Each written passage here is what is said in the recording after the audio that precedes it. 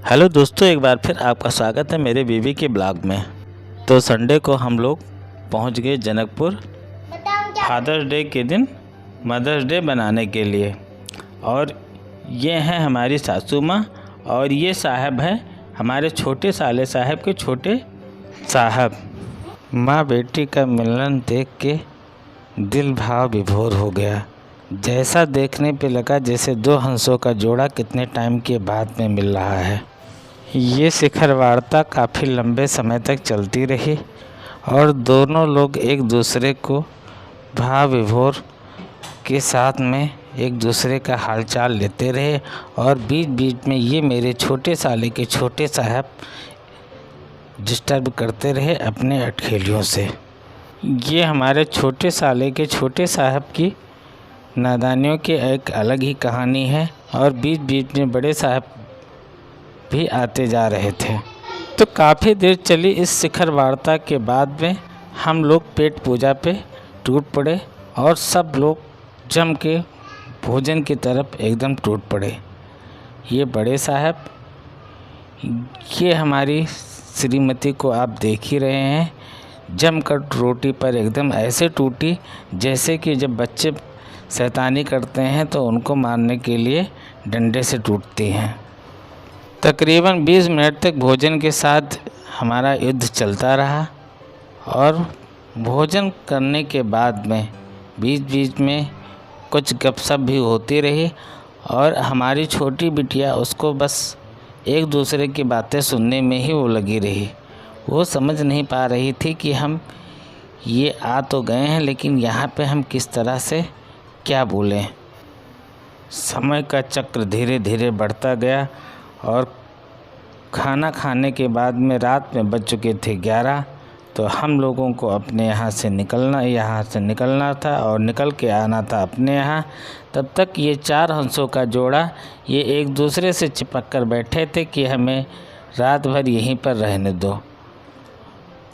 और बच्चे तो मन के सच्चे होते हैं, लेकिन एक कहावत ये भी है कि भैंस को पानी से और बीबी को मायके से निकालना बहुत मुश्किल होता है।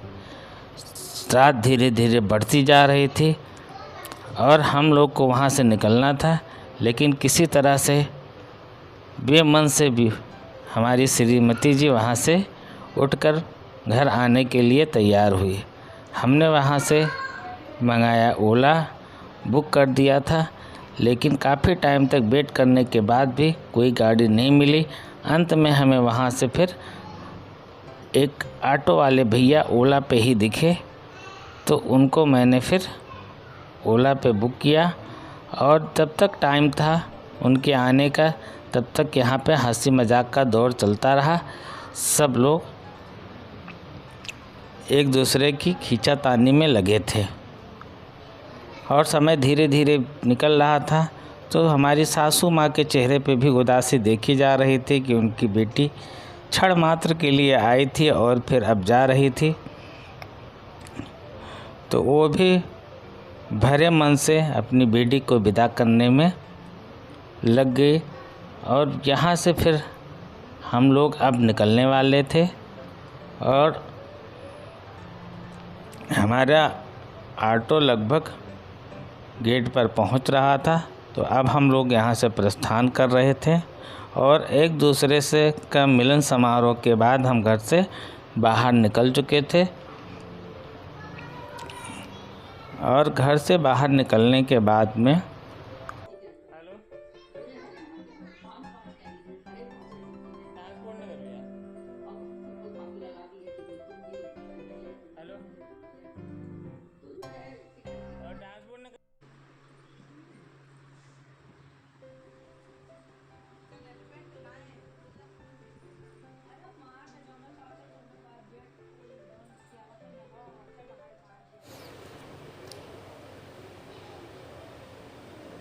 तो ऑटो वाले भैया के साथ हम लोग ऑटो में बैठ लिए और रास्ते भर ये अपनी सारी ज्ञान की बात बताते रहे। और बीच बीच में बॉलीवुड फिल्मों के दर्द भरे नगमे सुनाते रहे। हम लोग अच्छे से दर्द भरे नगमे सुनते हुए रात के 12 बजे और सुनसान सड़कों पर चलते हुए करीब आधे घंटे के सफ़र के बाद में फिर हम लोग अपने गंतव्य पर पहुंचने वाले थे। और ये सामने से एक ट्रक वाले भैया कुछ ज़्यादा ही तेज़ में थे। ये अपना साइड दे नहीं रहे थे, लेकिन हमारे ऑटो वाले भैया कुछ कम भी नहीं थे। ये भी अपना फुल स्पीड में चलाए जा रहे थे और हमको तो एक बार लगा कहीं ये ट्रक को ओवरटेक ना कर दें, लेकिन खैर बार बार बच गए। और ये करने वाले थे कि ट्रक वाले भैया ने खुद साइड दे के कहा, भैया आप जाइए, हम आराम से धीरे धीरे आ रहे हैं।